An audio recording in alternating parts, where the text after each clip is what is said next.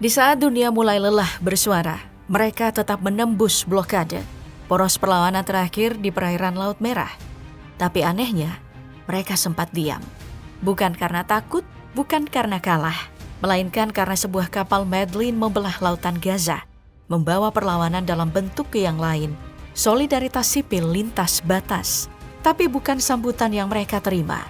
Pasukan Israel mencegat, aktivis ditahan, diperiksa, lalu dideportasi diam-diam.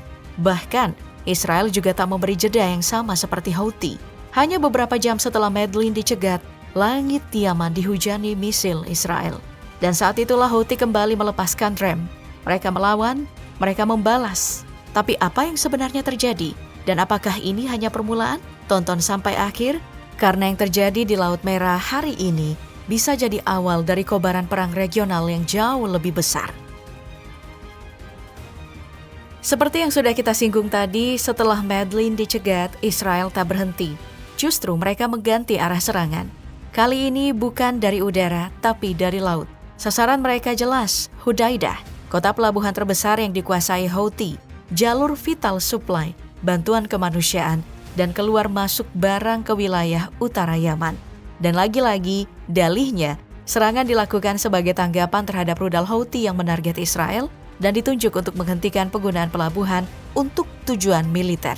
Bukan cuma serangan sesaat, tapi pengepungan penuh, mematikan nadi logistik Yaman dari laut.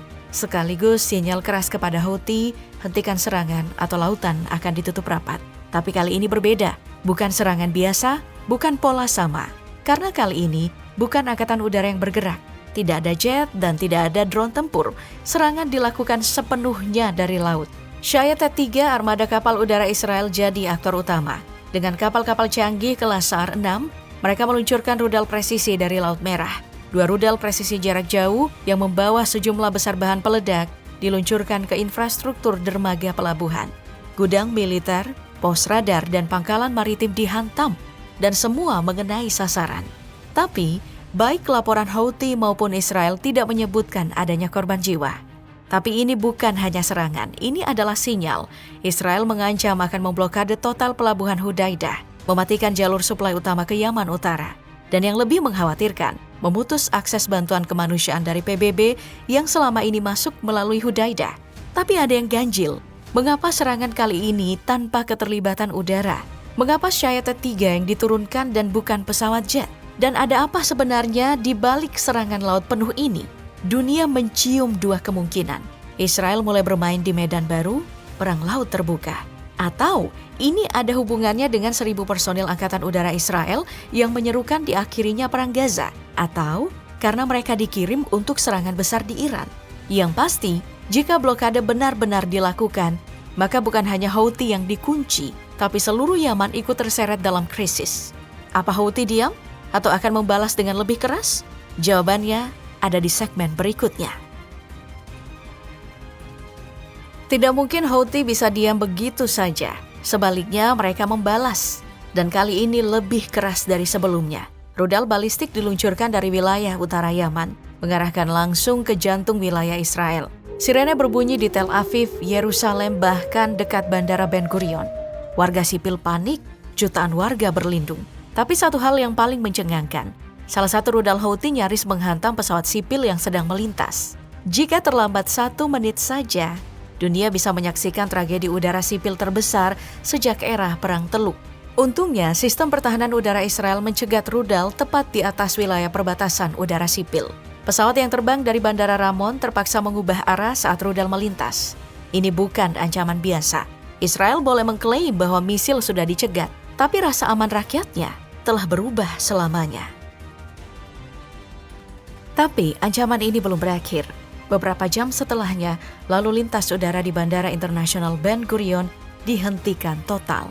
Tel Aviv, jantung transportasi sipil Israel, dipaksa berhenti sejenak. Langitnya tak lagi aman untuk dilintasi. Rudal-rudal pencegat Israel kembali dikerahkan.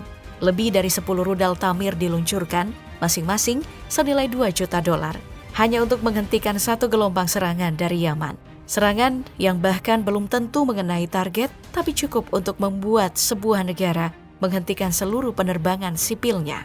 Israel mengklaim semua rudal berhasil dicegat. Tapi di sisi lain, Houthi menyatakan sebaliknya. Mereka menyebut rudal berhasil mencapai bandara Ben Gurion. Tidak ada bukti visual, tidak ada konfirmasi independen. Tapi yang jelas, efeknya terasa. Ini bukan tentang akurasi, ini tentang psikologi. Tentang ketakutan yang menembus pertahanan. Dunia menyaksikan untuk pertama kalinya sejak perang meluas. Rudal dari Yaman memaksa bandara internasional terbesar Israel untuk tutup. Pesawat sipil tertahan, jalur internasional dibekukan. Dampaknya bukan cuma warga Israel, tapi juga bagi diplomasi, ekonomi, dan posisi strategis mereka di mata dunia. Langit yang terkunci, sebuah pesan bahwa kini bahkan udara Israel pun bisa disentuh Yaman. Dan jika serangan ini mengunci bandara, berapa lama lagi sebelum pelabuhan, pangkalan militer dan kota-kota besar lainnya menyusul? Balasan Houthi masuk ke fase baru, dengan senjata yang lebih canggih dan berbahaya. Mereka meluncurkan 2 rudal balistik, Palestine 2 yang disebut sebagai hypersonic dan Zulfikar. Menurut juru bicara mereka, rudal ini mengarah langsung ke Bandara Internasional Ben Gurion dan salah satunya bahkan berhasil menghantam bandara. Meskipun klaim ini masih diperdebatkan, Israel melaporkan semua peluncuran rudal tersebut berhasil dicegat dengan sistem pertahanan seperti Arrow dan Patriot dikerahkan. Dan lebih dari 10 interceptor diluncurkan, masing-masing senilai $2 juta. Namun meski sistem berhasil menahan serangan, efek psikologisnya mengguncang nasional. Serangan ini bukan sekadar simbol dukungan kepada Gaza. Ini adalah pernyataan fakta.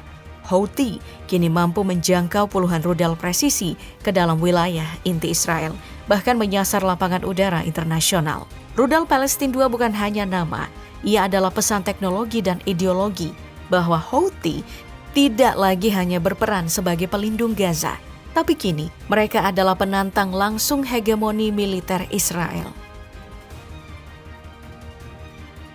Sementara gelombang rudal dan balas serangan terus berkecamuk, muncul konvoi darat damai yang menentang pengepungan, dikenal sebagai konvoi Saumud atau Resilience Convoy. Sejak 9 Juni, sekitar 1.000 sampai 1.500 aktivis dari Tunisia, Aljazair, Maroko, Mauritania, bahkan Libya dikabarkan ikut berhimpun. Mereka membawa misi jelas, menagih akses kemanusiaan ke Gaza dan mematahkan pengepungan Israel. Harapannya, konvoi ini dapat menembus perbatasan Mesir, menuju Rafah, lalu hingga Gaza. Ini tentang solidaritas, tentang menuntut hak atas akses kemanusiaan. Kekerasan tidak akan menghentikan langkah kami, namun media melaporkan adanya hambatan. Otoritas Yaman dan Libya Timur menahan sebagian konvoi, dan Mesir mewajibkan izin resmi sebelum melewati perbatasan.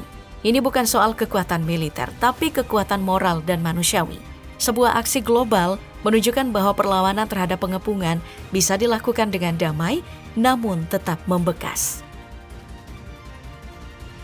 Setelah Hodeidah diserang dan setelah rudal Palestine 2 menggetarkan langit Israel, Houthi tidak lagi membalas dengan peluru, tapi dengan peringatan. Peringatan itu bukan ke militer Israel, tapi ke dunia usaha. Dengan kata lain, Houthi sedang membangun tekanan ekonomi dari jauh. Mereka tahu bahwa rudal bisa dicegat, tapi rasa takut bisa mengunci pelabuhan, bahkan sebelum misil melayang. Haifa bukan pelabuhan biasa. Ini adalah nadi logistik utama bagi Israel di utara. Titik masuk ekspor-impor dan basis logistik militer laut Israel. Jika serangan benar-benar terjadi, dampaknya bukan hanya ke Israel, tapi juga ke rantai pasok global yang mulai menyesaki laut Mediterania. Di titik ini, dunia menghadapi 2 jalan. Serangan ke Haifa terjadi. Israel merespon dengan menghantam jantung Yaman.